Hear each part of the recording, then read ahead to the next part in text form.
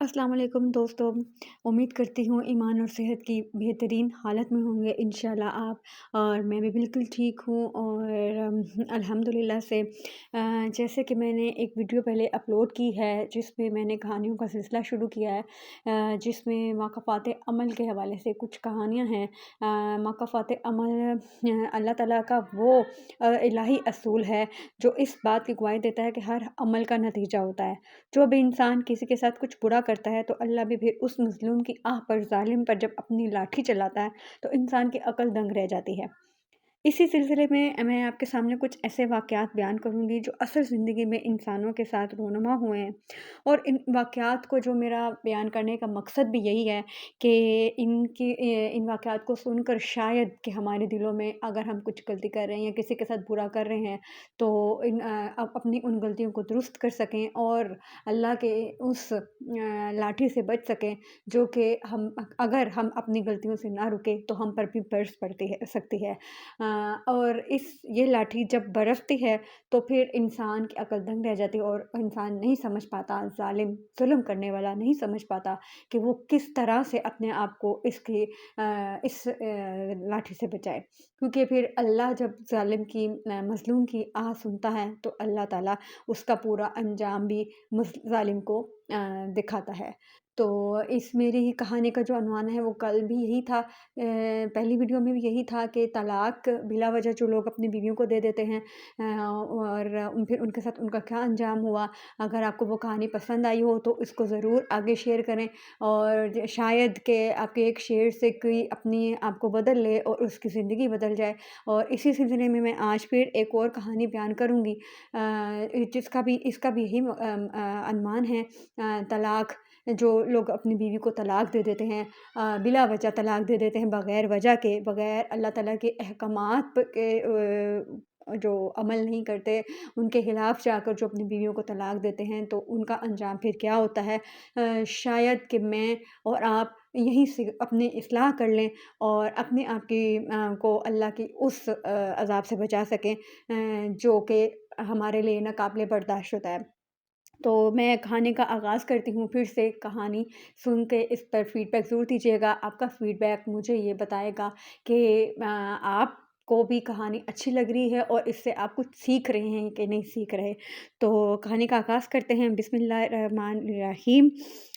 یہ کہانی ہے تو سچے واقعات پر، لیکن جہاں سے میں نے سنی ہے اور جہاں سے میں نے پڑھی ہے، میں اس میں جو کافی ٹائم پہلے کی یہ باتیں ہیں، میں ان میں ان اشخاص کے نام اور ان جگہوں کے نام نہیں بیان کروں گی۔ اس میں کچھ چیزیں ہیں جو میں اپنی طرف سے بھی بناؤں گی، ایڈ کروں گی، کیونکہ میں نہیں چاہتی کہ کوئی ایسا سننے والا جس کا اس کہانی سے تعلق ہو تو اس کی دل آزاری ہو، کیونکہ دل آزاری بھی ایک بہت بڑا گناہ ہے۔ تو اس میں جو اس کہانی میں جنہوں نے یہ کہانی لکھی ہے اور جنہوں نے بیان کی ہے، میں ان کی کہانی کو ویڈیو کی شکل میں آپ کے سامنے لے کے آ رہی ہوں، کیونکہ ہمارے پاس آج کل اتنا ٹائم نہیں ہوتا کہ ہم بکس کو لے کر بیٹھیں اور ان کو پڑھیں۔ تو اس لیے میں ویڈیو کی شکل میں لے کے آ رہی ہوں کہ آج کل ڈیجیٹل دور ہے، تو موبائل میں ہم اس کو کہانی کو سن سکتے ہیں، کہیں بھی بیٹھے ان کو سن کر ان سے آپ سبق حاصل کر سکتے ہیں، کیونکہ کبھی آج کل اتنا مصروف ٹائم ہو گیا ہے، لوگ اتنے مصروف ہو گئے ہیں کہ کتاب کو اسپیشل خاص طور پر لے کر بیٹھ کے پڑھنا ان کے لیے ممکن نہیں ہوتا۔ تو جو شخص ہیں وہ بیان کرتے ہیں کہ ہمارے گاؤں کے مہر شفیع کی شادی ہوئی تو اسے بہت اچھی بیوی ملی، نیک، عبادت گزار، اور بڑی وہ نیک تھی، عبادت گزار تھی، ہر خوبی ان میں تھی۔ بدقسمتی سے شفیع اور اس کا سارا خاندان جاہل اور جو بے عمل تھا۔ ان لوگوں نے اس لڑکی کی کوئی قدر نہ کی، بلکہ مختلف حوالوں سے اسے پریشان کرتے۔ یہ نمازی بھی پڑھتی رہتی ہے، اسے قرآن پڑھنے کے سوا کچھ آتا ہی نہیں، یہ گونگی ہے، بولتی نہیں، اور آخرکار اسے ایک ہی سال کے بعد طلاق دے دی۔ مہر شفیع نے دوسری شادی کی تو وہ لڑکی پہلی بیوے کے بالکل ہی برعکس تھی۔ یہاں سے ہوتا ہے اس آدمی کا انجام شروع۔ زبان دراز، جھگڑالو، بے عقل اور بے عمل۔ تنگ آ کر اسے انہوں نے الگ مکان میں منتقل کر دیا۔ اس بیوی سے شفیع کی 6 بیٹیاں پیدا ہوئیں اور صرف ایک بیٹا۔ اس کا گھر عموماً جنگ و جدل کا میدان بنا۔ تو اس کا گھر عموماً جدل کا میدان بنا رہتا تھا۔ جو پہلی بیوی تھی وہ نیک تھی، نمازیں پڑھتی تھی اور بڑی اچھی تھی، بہت ہی عبادت گزار تھی۔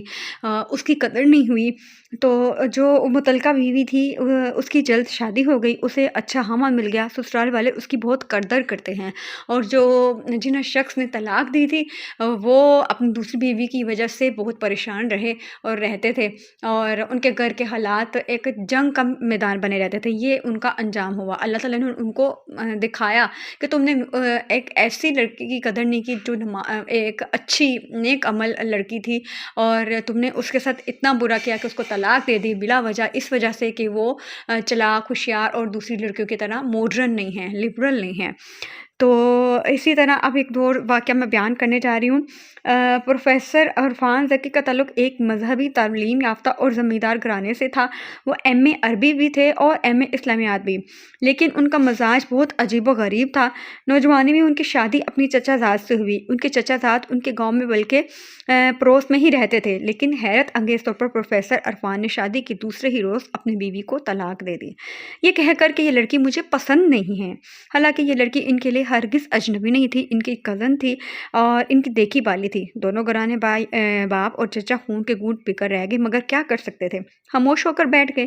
تھوڑے ہی عرصے بعد پروفیسر صاحب نے بڑا ہی عجیب مطالبہ کر دیا کہ میں چھوٹے بھائی لقمان کی منگیتر سے شادی کروں گا۔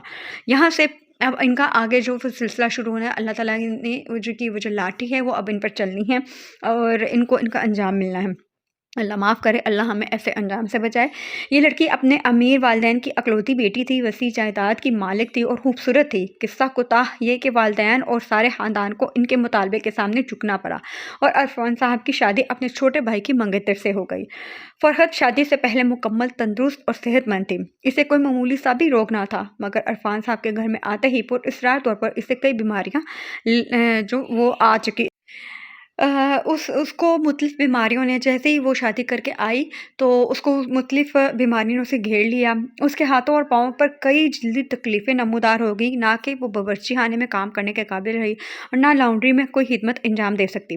چولہے کے قریب جاتی تو ہاتھوں پر چھالے بن جاتے اور کپڑے دھونے لگتی تو صابن والے پانی سے اس کے پاؤں پر سوجن ہو جاتی۔ اس کے علاوہ بھی متعدد عجیب و غریب بیماریوں نے اسے گھیر لیا۔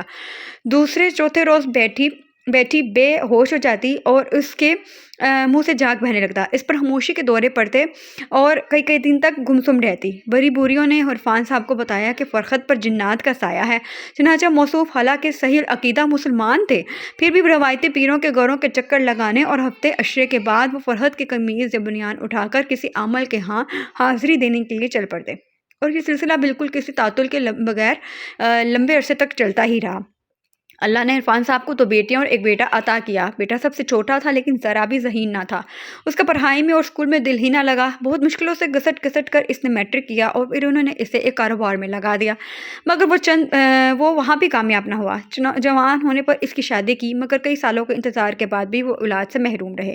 وقت کے ساتھ ساتھ فرحت کی بیماریوں میں شدت آتی چلی گئی، حتیٰ کہ یہ خبر پروفیسر عرفان اور ان کے کنبے پر بم بن کر گر گئی کہ وہ کینسر میں مبتلا ہے اور یہ خاصا پھیل چکا ہے۔ حیرت انگیز طور پر عرفان صاحب اس انکشاف کے بعد علاج سے اپنی وہ دوسری بیوی کی طرف سے علاج سے لا تعلق ہو گئے۔ انہوں نے اس کا بھی علاج کروانا ضروری نہیں سمجھا، اور فرحت عرفان صاحب کے ایک دوست کے گھر میں آ گئی اور وہاں 1.5-2 ماہ تک رہے، بے یارو مددگار پڑی رہی۔ وہاں بھی اس کو کسی نے اس طرح سے مدد یا اس صحت کا دھیان نہیں رکھا کہ وہ صحیح ہو سکتی۔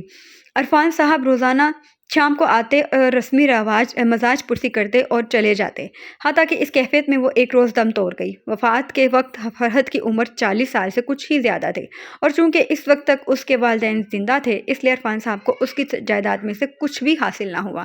یہ ہوتا ہے لالچ کا انجام، یہ ہوتا ہے ہمارے اندر کا وہ لالچ جو ہمیں اس حد تک کر دیتا وہ لالچی کر دیتا ہے کہ ہم अच्छे और बुरे की पहचान कर ही नहीं पाते और अपने लिए खुद ही एक अज़ाब अपने घर ले आते हैं। हालाँकि उसमें उस लड़की का तो कोई कसूर नहीं था कि वो उस घर में शादी करके आई। लेकिन ये अल्लाह जानता है कि वो उसका उसके उनके साथ मंगेतर का क्या ताल्लुकात थे, क्या था, जो भी सिलसिला था, ये तो अल्लाह जानता है। लेकिन इस शख़्स को अल्लाह ने एक ऐसा अंजाम दिखाया कि अल्लाह माफ़ करे, हम अल्लाह से डरें और ऐसी चीज़ों से दूर रहें, ऐसी हरकतों से दूर रहें कि जिससे अल्लाह ताला हमें भी ऐसी बीमारियों या ऐसी मुश्किलों में डाले जिससे बचना नामुमकिन हो। तो इस कहानी से आपने क्या सबक हासिल किया? क्या आपको इसका अंजाम कैसा लगा? और अगर कोई आपके आस-पास ऐसा कुछ कर रहा है तो इस कहानी को आगे शेयर ज़रूर कीजिए और इस कहानी से अपने सबक खुद भी सीखिए।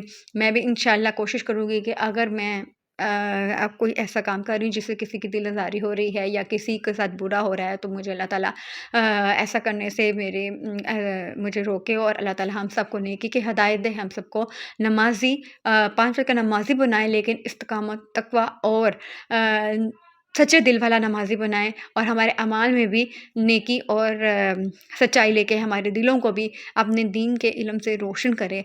आमीन सुम्मा आमीन। फिर मिलेंगे एक नए unवान के साथ, नई कहानी के साथ। कहानी पसंद आए तो कहानी को चैनल को लाइक ज़रूर कीजिएगा, सब्सक्राइब ज़रूर कीजिएगा और शेयर ज़रूर कीजिएगा। अल्लाह हाफ़िज़।